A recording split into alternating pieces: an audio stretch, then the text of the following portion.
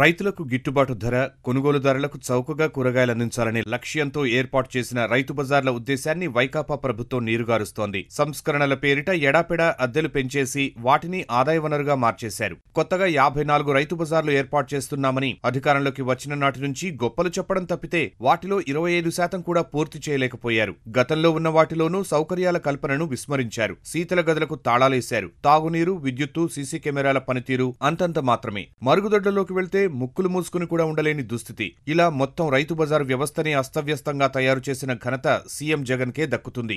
పండించిన వ్యవసాయ ఉత్పత్తుల్ని రైతులే నేరుగా తెచ్చి విక్రయించుకునేందుకు 1999లో తెలుగుదేశం ప్రభుత్వం రైతు బజార్లను అందుబాటులోకి తెచ్చింది. కూరగాయలు పండించే గ్రామాలకు ఆర్టీసీ బస్సు సౌకర్యం కూడా కల్పించింది. ఛార్జీల్లోనూ రాయితీలు ఇచ్చింది. అన్ని నగరపాలక సంస్థలు, పురపాలక సంఘాల్లోనూ రైతు బజార్లను అందుబాటులోకి తెచ్చారు. వాటిలో దుకాణాలు కేటాయించి గుర్తింపు కార్డులు ఇచ్చారు. పొదుపు సంఘాలు, దివ్యాంగులకు అక్కడ అవకాశం ఇచ్చారు. ప్రస్తుతం రాష్ట్రంలోని 102 రైతు బజార్లలో సుమారు 5800 దుకాణాలున్నాయి. ఇందులో 4500 మందికి పైగా రైతులకు గుర్తింపు కార్డులు అందించారు. మార్కెట్ ధరలతో పోలిస్తే కిలోకు 5 నుంచి 10 రూపాయల వరకు తక్కువకే విక్రయిస్తుండటంతో రైతు బజార్లలో రద్దీ పెరిగింది. రోజుకు సుమారు 6 లక్షల మంది వినియోగదారులు వస్తూ ఉంటారు. వారికి ఎలాంటి ఇబ్బందులు కలగకుండా రైతు బజార్లలో విద్యుత్తు, తాగునీరు, శీతల గదులు వంటి సౌకర్యాలతో పాటు వ్యర్థాల నుంచి ఎరువుల తయారీ వ్యవస్థను ఏర్పాటు చేశారు.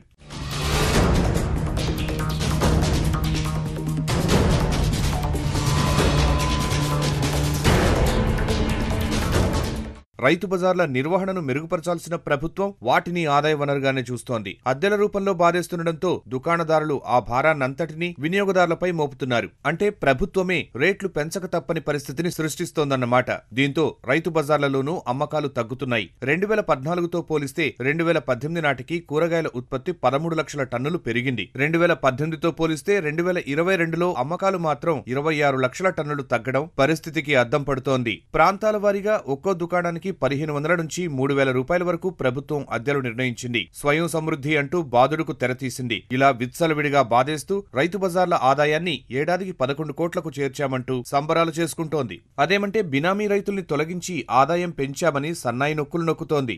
రెంట్లు ఇంతకు ముందంటే లేవు సార్. ఇప్పుడు ఈ ప్రభుత్వం వచ్చాక రెంట్లు ఎక్కువైపోయి కొంచెం ఇబ్బంది చాలా పడుతున్నాం. వరిసేలు వచ్చి ఈ సంవత్సరం వరిసేలు పోయాయి, అన్నీ పోయాయి, కాయగూరలు పోయాయి, అన్నీ పోయాయి. ఇక్కడ రెంట్లు కట్టపోతే గవర్నమెంట్ ఒప్పుకోరు. అందువల్ల ఇబ్బందే కదా సార్. మాకు రైతులకు ఏమైనా ఆయన చేస్తే బాగుంటుందని మేము అనుకుంటున్నాం. ఇంతకు ముందు ఏం లేదు సార్. ఇప్పుడు 3000 రెంట్ కడుతున్నాం సార్. పాత రెంట్లు బాగుండేది సార్. రెంట్ పెంచి కొంచెం ఇబ్బంది అవుతుంది. ఈ ఫ్రూట్స్ ఎక్స్ట్రాగా మేము తీసుకున్నాం. తర్వాత 2200 ఉండేది, ఇప్పుడు 6600 చేశారు ఫ్రూట్స్తో పాటు. బుధవారం మార్చడం, బుధవారం పూట ఏదైనా పనికి వెళ్తారన్నా ఎక్కడికైనా చూసుకున్న పొలంలోకి వెళ్తారన్నా సరే అవట్లేదు. ఇవి వచ్చి మనకు కంపల్సరీగా బుధవారం ఉదయం వచ్చి మార్చుకోవడానికి చాలా సఫర్ అవుతుందండి. దీన్ని కొంచెం మార్చితే బాగుంది. మాకు గతంలో 3600 ఉండేదండి. ప్రస్తుతానికి ఇప్పుడు 6600 చేశారు. బయట చూస్తే షాపులు చాలా దారుణంగా పెరిగిపోయాయి. వ్యాపారం పరంగా అయితే చాలా ఇబ్బంది పడుతున్నాము. అప్పట్లాగా వ్యాపారం పెద్దగా ఇదిగా లేవు. ఒకప్పుడు డ్వాక్రా మహిళలు, వికలాంగులు కానీ ఎవరైనా కానీ 10 రూపాయలు సంపాదించుకోవాలనే ఉద్దేశంతో తక్కువ ధరకు ఇచ్చేవాళ్ళు. అదే ఈ రోజు 3500 రూపాయలు నెలకి. దాంట్లో 4 రోజులు లీవ్ వస్తుంది. ఒక రోజు పెద్ద మార్కెట్కి అయితే ఒక రోజు 15 రూపాయలు కాంట్రాక్టులు వసూలు చేస్తే ఈ రోజు ఇక్కడ 10 రెట్లు పెంచి 150 రూపాయలు సరాసరి మించు మాకు 150 రూపాయలు బాడుగు పడుతుంది. రైతు బజార్ల నుంచి వెలువడే వ్యర్థాలను వృధాగా పడేయకుండా ఆయా కేంద్రాల్లోనే ఎరువుల తయారీ కేంద్రాలను అందుబాటులోకి తీసుకొచ్చారు. ప్రస్తుతం వాటిలో అధిక శాతం వినియోగంలో లేకపోవడంతో యంత్రాలు తుప్పుపడుతున్నాయి. దూర ప్రాంతాల నుంచి కూరగాయలు తెచ్చుకునే రైతుల కోసం ఏర్పాటు చేసిన శీతల గోదాములు, మాగబెట్టేందుకు రైపెనింగ్ ఏర్పాటు చేసిన ఛాంబర్స్ నిర్వహణ లేకపోవడంతో చాలా చోట్ల పనిచేయటం లేదు. కూరగాయల ధరల ప్రదర్శనకు లక్షల రూపాయలు వెచ్చించి అమర్చిన బోర్డులు కాంతివిహీనంగా మారాయి. అధిక శాతం బజార్లలో సీసీ కెమెరాలు వేలాడుతూ నేలచూపులు చూస్తున్నాయి. రైతు బజార్లలో శుభ్రతకు అత్యంత ప్రాధాన్యమివ్వాల్సి ఉన్న స్వచ్ఛత మత్సుకైనా కానరాదు. చెత్త, ఇతర వ్యర్థాలు రోజుల తరబడి పోగుపడుతూ ప్రజారోగ్యాన్ని ప్రమాదంలోకి నెడుతున్నాయి. ఇక వాటిల్లోని మరుగుదొడ్ల గురించి ఎంత తక్కువ చెప్పుకుంటే అంత మంచిది. నీటి సరఫరా, నిర్వహణ కొరవడంతో నిరుపయోగంగా మారాయి. భరించలేని దుర్వాసనతో విక్రయదారులతో పాటు కొనుగోలుదారులు అవస్థలు పడుతున్నారు. అక్కడే కాదు, రాష్ట్రంలో చాలా చోట్ల పారిశుధ్యం అధ్వాన్నంగా తయారైంది. విద్యుత్తు వెలుగులు కూడా అంతంత మాత్రంగానే ఉన్నాయి. ఇక తిరుపతి రాయల చెరువు రోడ్లోని రైతు బజార్లో తాగునీటి కుళాయిని శుభ్రం చేసి ఎన్నాళ్లైందో తెలియదు. విరిగిపోయిన మరుగుదొడ్ల తలుపులు, అటు చూస్తే వాంతి చేసుకోవాల్సిందే. ఆడవాళ్ళు ఊళ్ళకి మగవాళ్ళు కూడా పోస్తున్నారు సార్. వేస్తే వాళ్ళు భయ వాళ్ళు మా వేడ పోసుకుని అంటున్నారు సార్. ఏదైనా చేయండి సార్ మాకు శుభ్రంగా.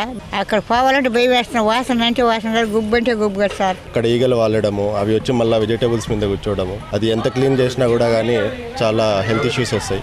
కొంచెం నీట్నెస్ మెయింటైన్ చేస్తే బాగుంటుంది. కనీసం బాత్రూమ్ బాగుండయా?